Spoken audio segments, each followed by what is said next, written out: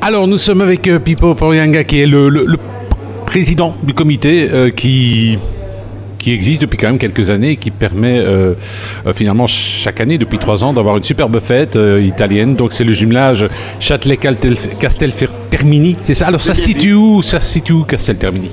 Alors Casteltermini, c'est un petit village de 8500 habitants qui se situe en province d'Agrigento, qui est dans le sud de la Sicile. Et donc Casteltermini se trouve dans les terres, je dirais à approximativement 40 km dans les terres. Oui. C'est un jumelage qui existe depuis combien d'années? Alors ce jumelage, il a été initié en 2007 et non pas par hasard, puisqu'en 2007, les listes officielles mentionnaient 236 personnes qui étaient natives donc, du petit village en question. Et donc avec les conjoints, les enfants et les petits-enfants, ben, on peut s'imaginer qu'aujourd'hui, on est plusieurs milliers uniquement sur l'entité de Châtelet. Et donc, pour répondre à votre question, vous me disiez depuis quand. Et donc, en 2007, on avait eu l'initiative. Le jumelage a été officialisé en 2009. Nous sommes avec Pipo, le président du comité Châtelet-Casteltermini, Casteltermini, petit village de Sicile. Alors, les contacts sont, je dirais, réguliers? Alors, de plus en plus. Pour certains, ils n'ont jamais cessé. Pour ma part, on a encore de la famille au village, donc forcément, on a assez bien de contacts. Les contacts s'élargissent puisque les personnes qui se sont lancées dans l'aventure il y a maintenant 2 ans, puisque notre premier salon date de 2015, ont investi énormément sans être certains d'avoir un retour. Et finalement, au vu du succès rencontré, les demandes s'accumulent. Et donc, c'est clair qu'on a du mal même à satisfaire tout le monde aujourd'hui. Nous sommes avec Pipo Porianga, qui est le président du comité Châtelet-Casteltermini, qu'on rencontre à l'occasion de ce week-end, un week-end superbe, qui est l'occasion de découvrir toutes les bonnes choses qui se font en Sicile, et Dieu sait si on a de bonnes. Mais il y a un aspect qu'on n'a pas oublié, évidemment, c'est la mine. On sait que la main-d'œuvre italienne a été importante dans notre région et l'est encore. Il y a eu aussi beaucoup de délégués syndicaux italiens. Un petit clin d'œil à Pipo. Alors, c'est vrai qu'il y a une partie, je dirais, un peu plus sérieuse. Tout à fait. Et donc, vous faites bien de le préciser parce qu'à côté de l'aspect festif, il y a l'aspect culturel, une dimension qu'on a voulu absolument mettre en avant puisque l'histoire reste l'histoire. Les Italiens sont nombreux en Italie, en Belgique plutôt.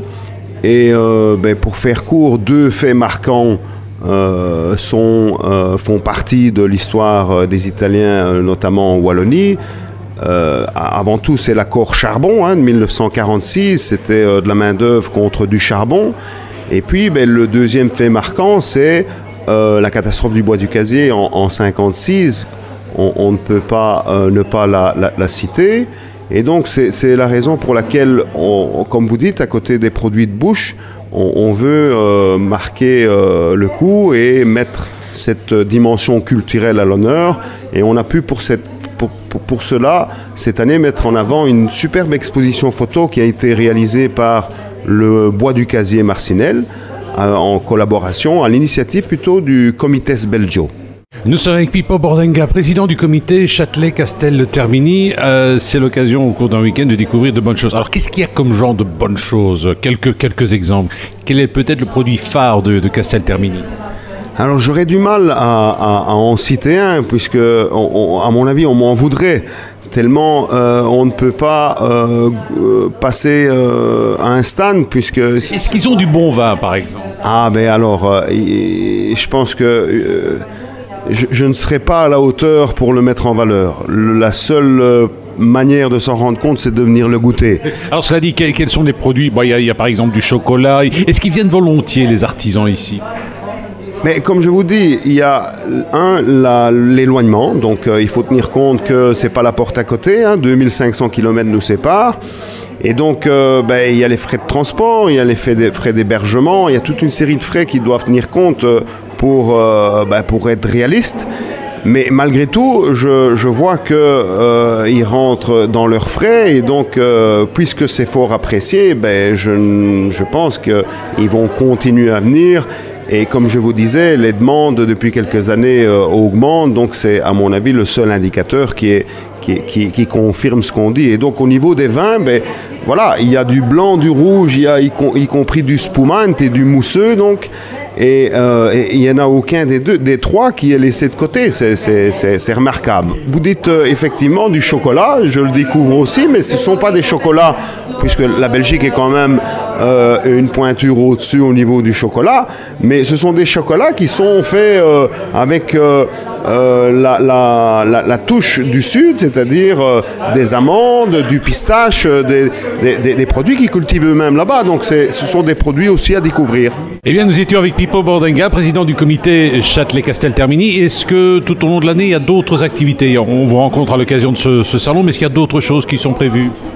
Effectivement, et donc je donne rendez-vous à ceux qui seraient intéressés, puisque le mois prochain, pour la 3e fois aussi, nous avons la fierté de dire que le Mani Kempis à Bruxelles a été vêtu du costume traditionnel du Tatarata. C'est le costume traditionnel du village. Et donc nous sommes fiers d'y aller chaque année. Et donc cette année c'est le 9 décembre. Et voilà, et on a le plaisir de voir le Mani Kempis avec cette tenue bien spécifique. Et on profite pour joindre l'agréable de faire le tour du marché de Noël à Bruxelles. C'est une superbe journée. À qui ça intéresse, il est prié de se faire savoir, de se faire connaître au plus tôt. Oui, j'imagine site internet, Castel-Termini, Châtelet, page Facebook et tout. Alors, je ne suis pas le pro Facebook, mais effectivement, c'est dans le comité, ce sont des personnes qui véhiculent nos informations via Facebook, qui est le créneau le plus choisi. Oui, oui.